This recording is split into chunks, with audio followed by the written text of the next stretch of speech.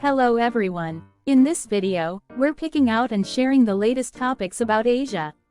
From one of the most famous Reddit-style forums in Japan. Even if you don't understand Japanese, we've translated everything into English subtitles and audio. So you can join the conversation as if you were in Japan. So, let's dive into the discussions happening in Japan.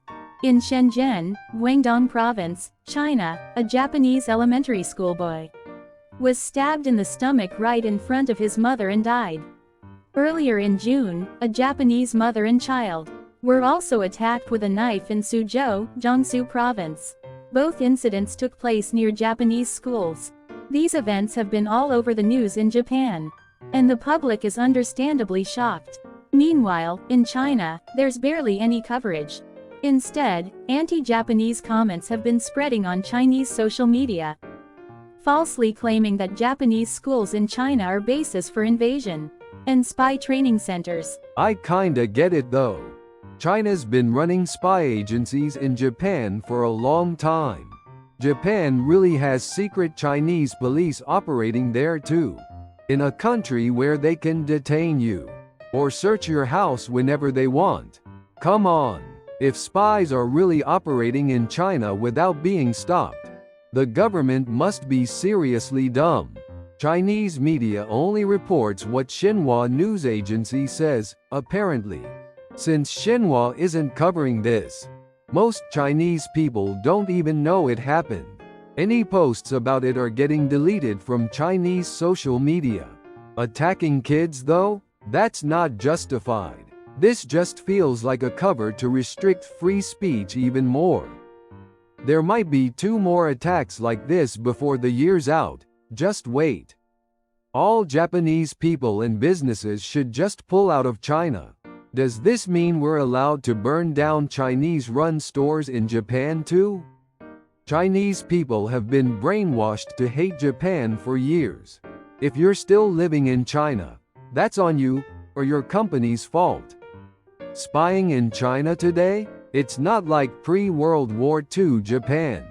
We don't have that drive or energy anymore. Aren't all the Chinatowns around the world basically a form of invasion?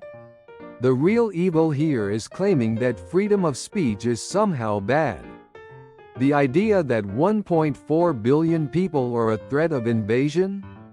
That's some wild thinking. Japan has a bunch of Chinese schools. So why not close the Japanese schools in China? 2. Everyone should just return to their home countries. I'd love to see the proud Chinese people support this idea. The Japanese government can't even protect its citizens in Japan, let alone overseas. China's government won't admit its mistakes and doesn't want to make its relationship with Japan worse. Looks like they're afraid of their own people going rogue. Obviously, this is all part of the Communist Party's strategy. They're mad because Japan criticizes China. That's why they're censoring the anti-Japan posts, right? They probably don't want the public to get too angry. And of course, the government can never apologize. So how's crime in China, anyway? With that many people, I bet they've got horrible incidents happening all the time, not just targeting Japanese folks. There's no way Chinese people can post freely with all that censorship. The government is definitely pulling the strings. China's basically saying, sorry about the attacks.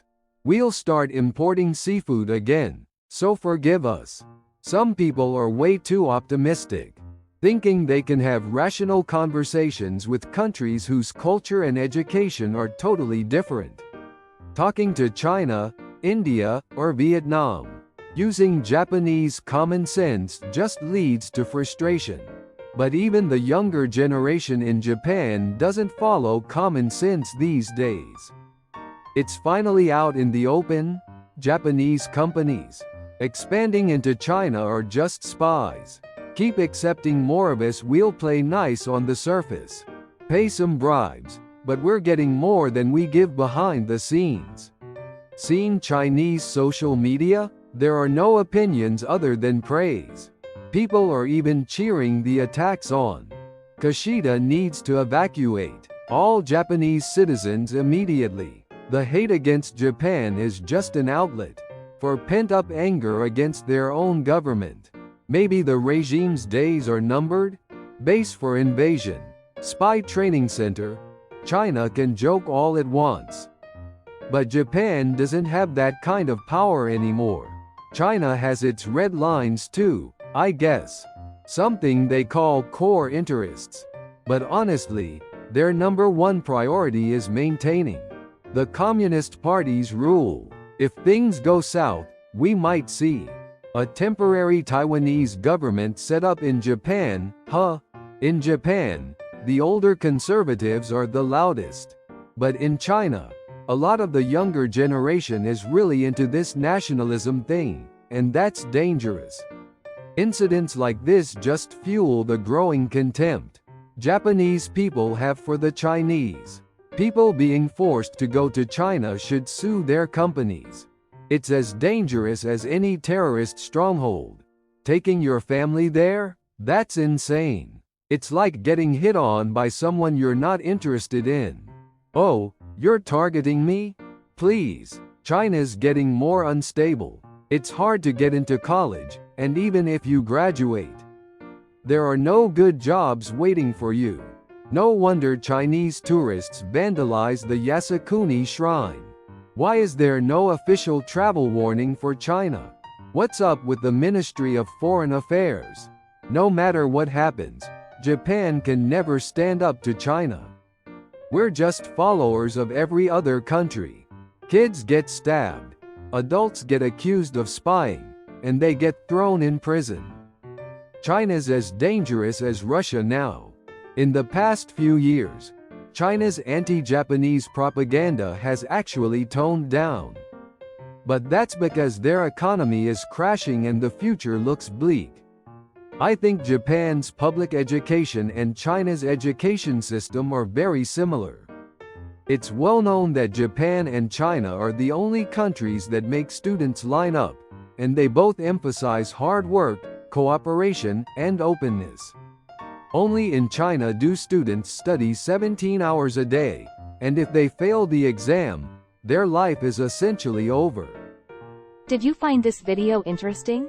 We'll keep bringing you fun topics from Japan's online community. Please subscribe to the channel and drop some comments.